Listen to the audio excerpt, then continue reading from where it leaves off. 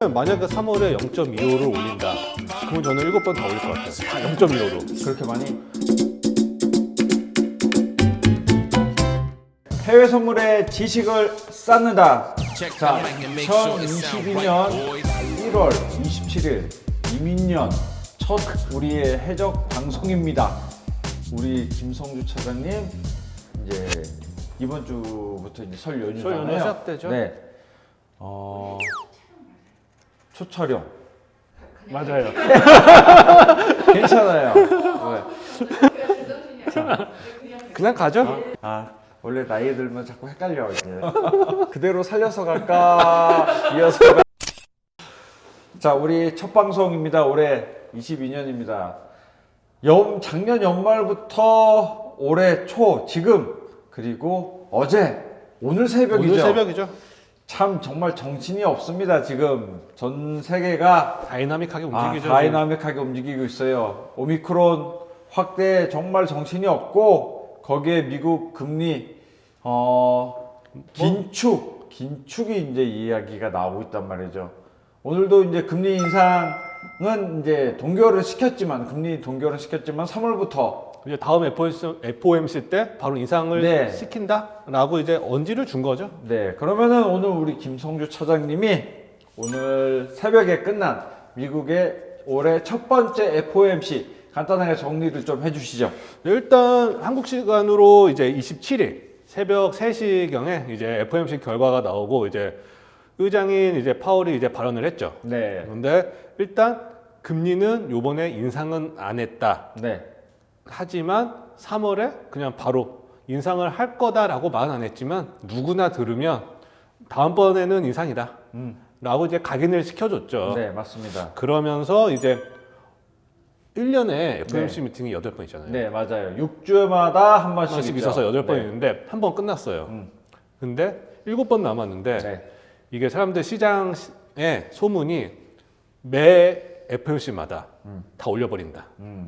이렇게까지 지금 좀 매파적으로 많이 보더라고요. 네, 지금. 해석 자체가 파월이 이번에 얘기한 거 자체가 처음으로 이렇게 매파적으로 그렇죠. 상당히 매파적으로 이야기를 했거든요. 이전에 이제 코로나가 어느 정도 수그러든다 이야기했을 때도 상당히 강하게 이야기를 했다고 했었는데 이번에는 조금 더 세게 매파적으로. 얘기를 했단 말이죠. 네, 그래가지고 일단 현재는 금리 수준을 거의 제로 금리로 네. 유지를 했지만 일단 뭐 고용 상황이 점점 좋아지고 있고 네. 인플레이션이 이제 지속되고 있음에 따라서 네. 금리는 무조건 올려야 되겠다라고 이제 판단을 함에 따라서 3월에 아마 0.25가 올리지 않을까 싶은데 또 몰라도 갑자기 한 번에 0.5 올릴 수도 있고. 네. 뭐 0.25 지금 차장님 말씀하셨지만은 0.5도 충분히 시장에서는 해석을 그렇게 하고 있더라고요. 파월이 이야기한 내용에 대해서 0.5, 그러니까 50bp도 충분히 가능성이 가능하다. 있다.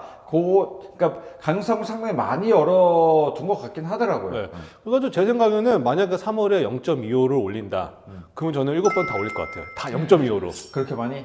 근데 한 번 0.25씩 다 올린다 하면은 2% 정도 가는 거죠. 2% 올해 1.75에서 2% 정도 가는 거지. 충분히 가능성은 있어 보이네. 2% 정도까지는 뭐 이미 뭐 제로 금리에서 2%는 크게 지금 미국의 인플레이션 상황에는 제가 보기에는 충분할 것 시장 같아요. 현재까지 계속 이제 올해 상반기가 끝나고 이제 중반 넘어가서 6월 달까지도 현재 상황이 이어진다 하면은 이제 미국은 거의 비슷하게 올릴 수도 있을 것 같긴 합니다. 왜냐하면 지금 한국이 이번 1월 달에는 이제 동결을 1월 달 0.2 올렸죠. 네. 한국도.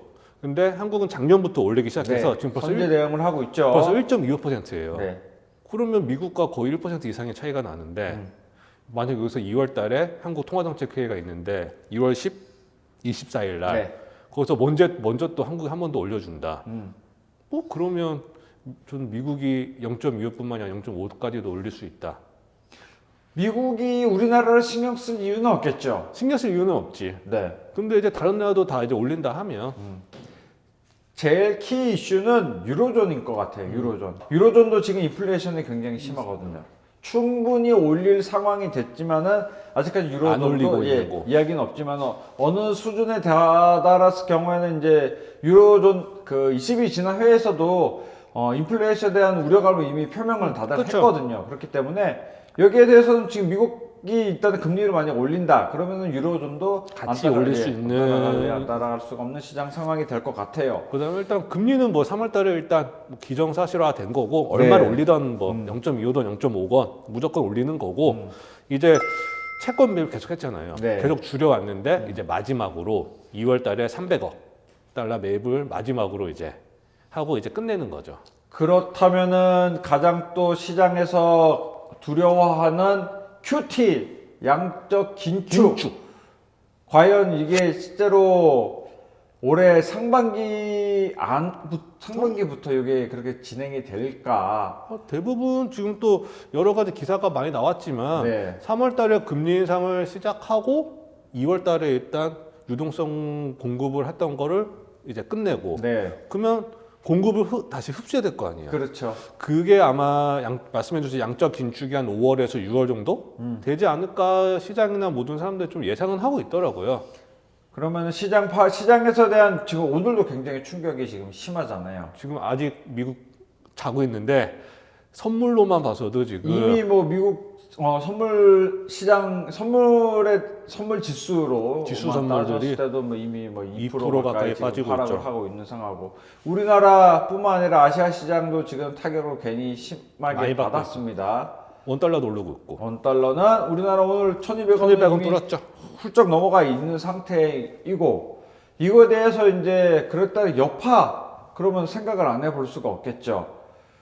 기준금리를 올린다는 거는 실제로 시장금리는 훨씬 더 많이 올린다는 얘기잖아요. 이미 한국은 우리나라의 많이 기준금리를 이제 기준금리 많이 올렸잖아요. 2번 올렸지만은 시장금리는 이미 3%대 3% 이상이 이상으로 됐죠. 지금 하고 있단 말이죠.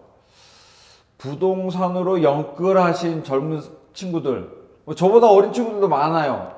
그 친구도 굉장히 어려워질 수도 있고. 은행을 친구 삼아 이제 빌린 돈들 네. 이자는 이제 어마무시하게 올라가고 있고 네. 주식은 어마무시하게 빠지고 있고 어마무시하게 빠지는 게 오늘 뭐 지금 우리나라 대충 시총 전체 종목이 지금 다 빠지고 다 있는 빠지고 건데 있죠. 다 빠지고 있다고 보면 될 것 같더라고요. 인플레이션에 대한 부담감이 굉장히 컸고 미국이 이번에 양적 긴축을 파월에 얼마나 세게 이야기하냐가 확실히 키 이슈였는데 뭐 시장 예상은 크게 이제 다르진 않았던 것 같아요. 그래서 제가 보기에도 대차대조표에서도 긴축을 확실히 한다, 축소가 확실히 나왔다고 하고 그러면은 미국의 금리는 확실히 세게 올릴 수 있는 확률도 높고 그렇죠.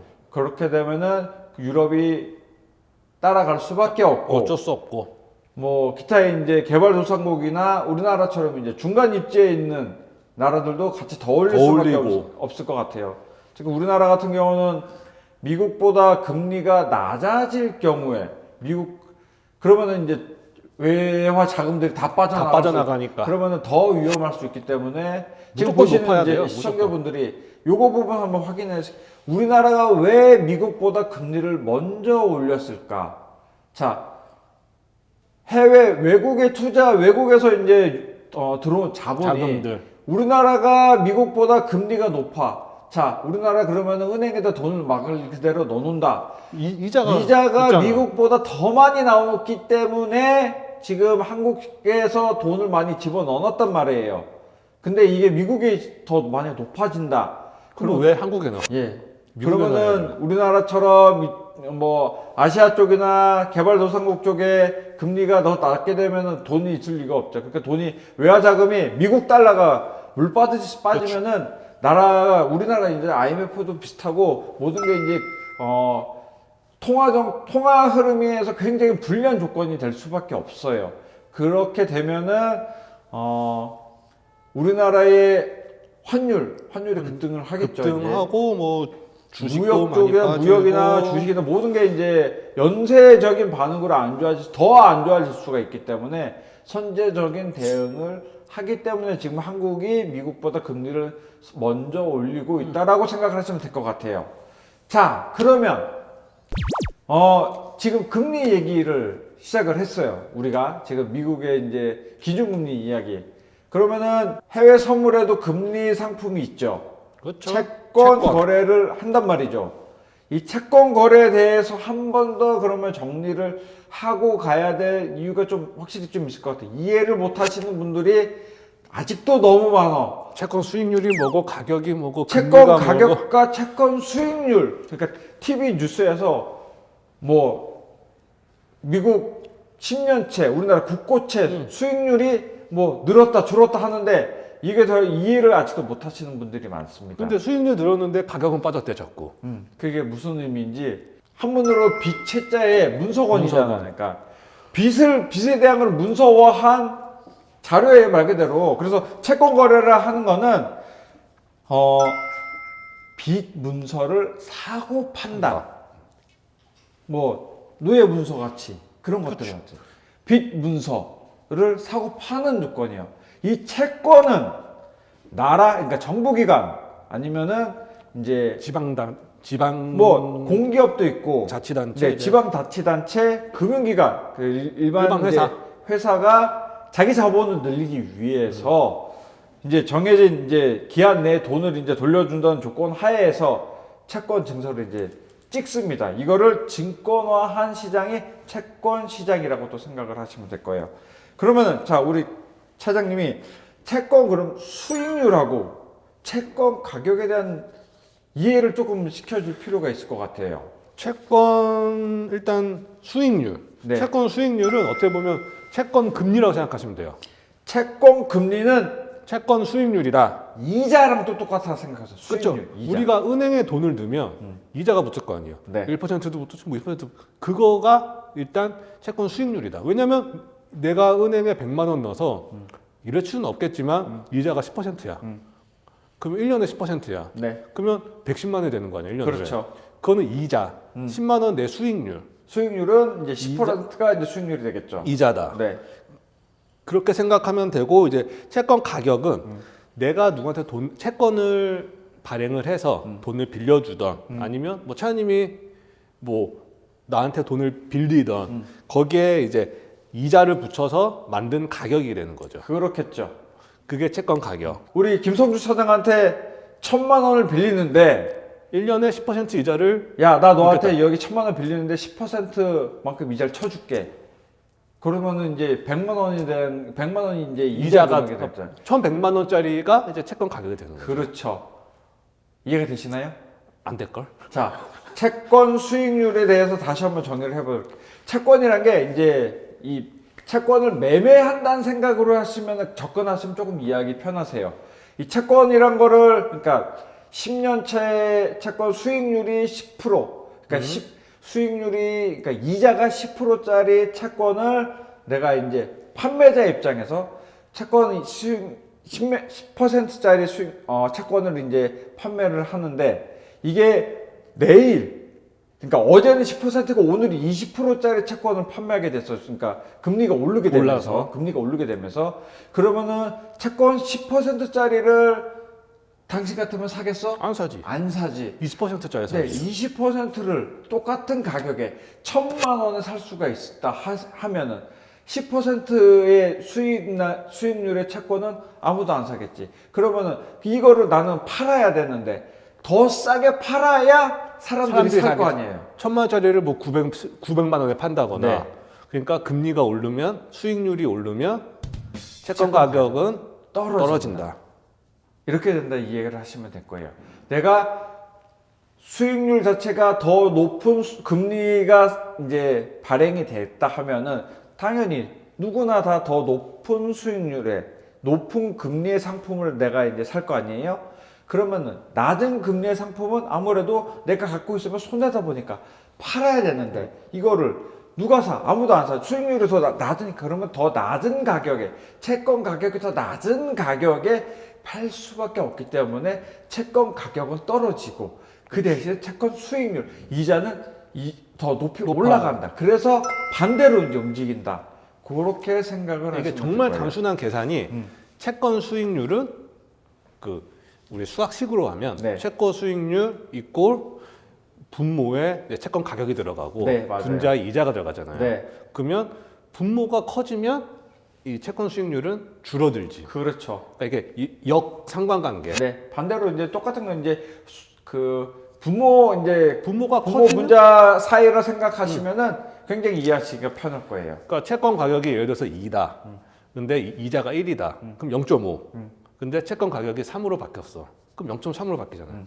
그러니까 그렇게 완전히 그냥 수학식으로 생각을 해도 더 어렵나? 아니에요. 괜찮아요. 충분히 이해가 가요. 1월 26일자 미국 10년째 차트를 한번 보세요. 지금 보시는 분들은. 그러면은 이날 이제 어쨌든 미국 금리가 오른다고 해서 예상을 하면서 미국 10년채 가격이 뚝 떨어졌을 거예요. 수익률이 이제 금리가 오를 거를 이야기가 나옴에 따라서 채권 가격이 떨어졌습니다. 그렇게 보시면 되는 거예요. 금리가 오르니까 채권 가격은 떨어진다. 반대로 움직인다. 시장은 그렇게 움직이는 걸로 생각을 하시면 될 거예요. 어느 정도 요렇게 이야기를 하면 이제는 많이 이해를 하실 수 있을 거라고 일단 생각을 합니다. 해야 되죠. 네. 해야 돼요. 해야 이제 돼요. 더 이상 요거를 더 이상 제가 따로 이렇게 말씀을 드릴 만한 게 없어요. 근데 이게 가장 어려워요, 채권이. 채권 시장이 제일 어렵긴 어려워. 어려운데 어찌 됐든 알아야 돼. 이 채권 시장은 주식 시장보다 2배, 3배 이상 큰 규모가 시장, 훨씬 크니까. 규모가 훨씬 훨씬 큰 크니까. 시장이에요. 그래서 그리고 채권 거래를 하면은 공제도 많이 되는 게 많아요.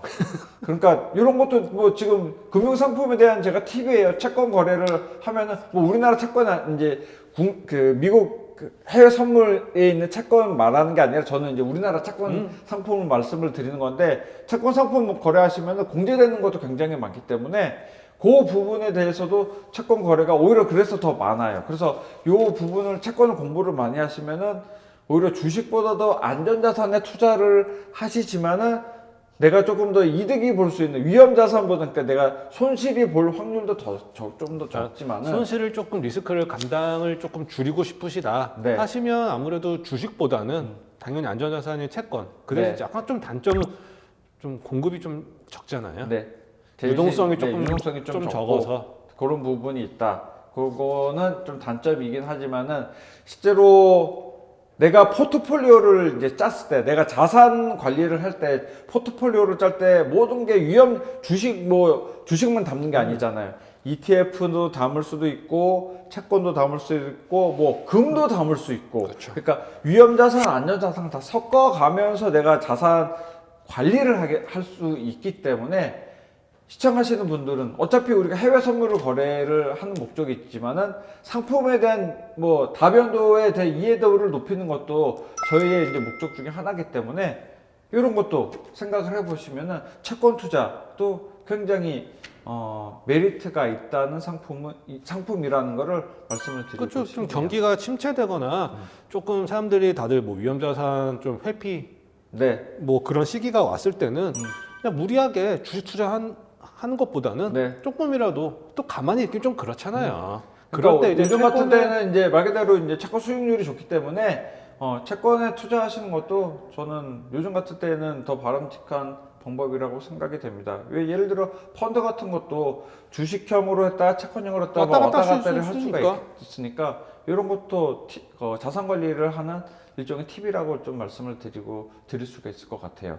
자, 오늘은 정말 중요한 날이라서 이 FOMC 저희가 FOMC 매번 이제 이야기를 자주 나누는데 어쩔 수가 없죠. 지금 같은 시장에는 꼭 다뤄볼 수밖에 없고. 자, 기준금리가 올랐으면 시장금리는 훨씬 많이 오를 거예요. 그러니까 내가 요즘 그 저축은행 같은 데에서는 이제 예탁 자산에 이제 예금 예금 금리. 금리를 많이 요즘은 뭐 4%대까지 해준 데가 생겨났다 하더라고요. 그러니까 돈을 빌리신 분들은 가기가 더 힘들어진 거에 대해서는 좀 안타깝지만은 이제 예탁을 할 수 있는 예탁을 할 수 있는 적금을 들 수 있는 때는 오히려 요즘 같은 시기가 기회가 될 수가 있다. 그렇죠. 네. 그리고 지금 같은 경우에 사람들이 주식도 많이 하지만 부동산, 네. 주택 투자도 많이 하시잖아요. 네, 네. 지금 같은 시기 같은 거 이제 금리가 미국도 인상될 거고 네. 한국도 많이 올렸고 네. 더 올라갈 거라고 네. 예상도 하고 있는데 이럴 때는 이제 저희가 뭐 다 현금이 있는 게 아니잖아요. 네, 네. 그렇죠. 은행에서 좀 빚도 해야 되고 한데 금리 또 이자 비용이 네. 그러니까 알아야지만 내가 금융 자산을 불릴 수가 있다는 거예요. 금리가 좀 상승을 하면 이자 비율이 증가할 거고, 그러면 당연히 부동산 쪽에 들어가는 돈들이 좀 줄어들고 네. 수요도 줄어들고 네. 하다 보니까 그럼 부동산 가격도 조금 빠지겠죠. 네. 그러니까 뭐 이런 것도 네, 연관을- 이런 거에 대한 이전에도 말씀드렸지만 모든 금융시장은 하나. 다 하나예요. 물리고 쳇바퀴가 물리고 물리지. 여기서 하나라도 탈이 나면은 결국은 시장 경제가 탈이 납니다.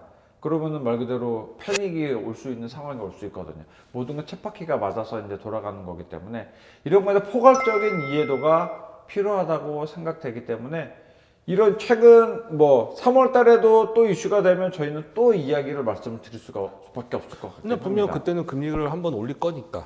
그때도 반드시 올릴 거예요. 올릴 거니까. 그러면 우리나라도 이미 선제 대응을 하면서 2월 달에도 한 번 더 올릴 수 있는 확률이 더 높아질 거고. 네.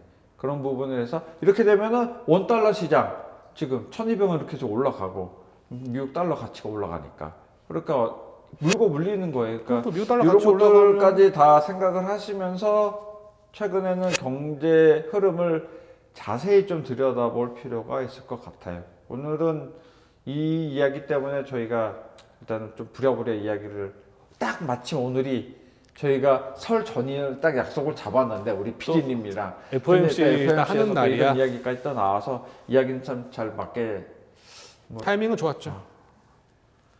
일본어는 좀 아다리가 기가 막히게 맞았다. 그렇게 일단 말씀을 드릴 수 있을 것 같고. 그런 말 써도 되나? 네, 모르겠어요. 일단은 저는 그렇게 말을 자주 하니까.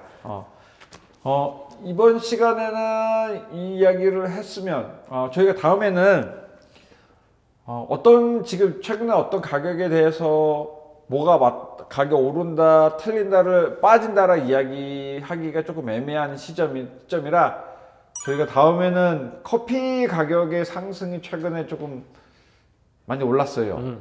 많이 올랐어요. 많이 많이 마시는 기호식품 커피 가격에 대해서. 물론 지금 커피 가격, 원자재 가격이 전부 다 올라가지고 다 올랐죠. 물가가 무지 막대가 오릅니다. 이 물가에 저는 제 기호식품 커피 값이 오른 것 때문에 이 이야기 한번 해보죠. 이 이야기가 왜 이제 커피 가격이 올랐는지 그런 것을 이야기해보는 시간을 저희가 좀 가져보도록 하겠습니다. 지난번에도 말씀드렸다시피 그때 시장 상황에 맞춰서 이런 거 이제 뭐 우리 생활에 가게 조금 의식주에 맞춰서 이제 이런 상품들을 이야기할 수 있는 시간. 금리 정말 지금 무섭습니다. 무서운 금리 이야기를 간단하게 좀 다뤄봤습니다. 3월달에 또 다룰 거예요. 저희는 그때는 또 얼마나 올릴지 모르겠는데 그때 진짜 올리는 거 보고 지금 이 정도 빠져는 그러니까 자꾸 내가 이야기 해주고 싶은 말이 많아서 미국 시장이 요거까지만 얘기할게. 내가 3일 전에도 3% 올랐다 마이너스 3%까지 빠졌다가 플러스 1.5% 4%가 변동폭이 올라갔단 말이죠. 잠깐 날. 항상 어제도 미국이 2% 넘게 3% 가까이 오르다가 결국은 2% 가까이 빠지면서 끝났어요. 이 변동폭이.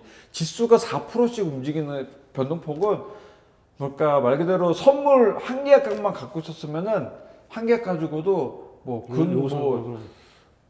적어도 원화로 환산했을 때에는 근 1,000만 원 돈이 움직일 돈 그 정도까지가 왔다리 갔다리 했었다 이렇게 일단 말씀을 드릴 수가 있죠. 정말 크게 움직인 시장 상황인 거예요. 그래서 되게 거래를 하실 때도 조심히 거래를 하시고 지수가 가장 레버리지가 적은 상품이 해외 선물 상품 중에 적은 상품이긴 했지만은 변동성은 정말 크기 때문에 어마무시하기 때문에 지수 선물을 거래하시는 분들은 또 굉장히 요즘은 조심조심 하시는 게 좋으실 것 같아요. 지수 선물도 오히려 중장기는 보다는 단기로만 거래하시는 게 맞을 것 같습니다. 자, 말이 제가 너무 또 많아졌습니다. 오늘 이 시간 여기까지 마무리 짓고 다음 시간 저희가 일상생활에서 접하는 해외 선물로 찾아뵙도록 하겠습니다. 네, 오늘 선생님 수고하셨습니다. 감사합니다.